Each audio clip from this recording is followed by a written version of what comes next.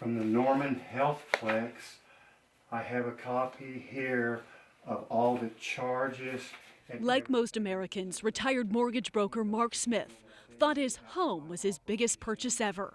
This is payments that I have been making since. Turns out, after the medical bills started rolling in, he faced double the value of his home, $150,000 in medical charges. Still paying. 40 hyperbaric chamber treatments. At $2,000 a piece, that's a whopping $83,000 bill. The customer deserves to have in writing what they're looking at so they can figure their own budget. My medical costs have exceeded what I paid for our home. So why can't the government require a medical good faith estimate?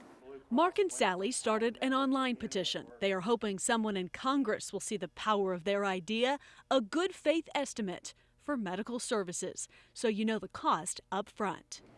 But it would be nice to go into it knowing, okay, this is what we're going to be faced with, but the financial decision of the patient is really important in the future because they've got to plan things. They've got to plan their budgets. They've got to plan a lot of different things that are going to go on with this financial responsibility.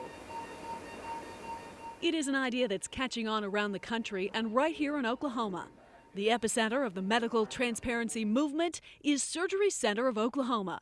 Cash prices for more than 200 surgeries posted online. Patients all over the country are using our prices to leverage better deals in their hometowns. The market at Oklahoma City is changing really in an exciting way, and we're seeing price transparency here in Oklahoma that the rest of the United States is not seeing yet. We found about 20 facilities in town with a similar billing guarantee. Dr. Keith Smith is the co-founder and a believer in free market economics. He likes the idea of a good faith estimate, but he's cautious about government intervention.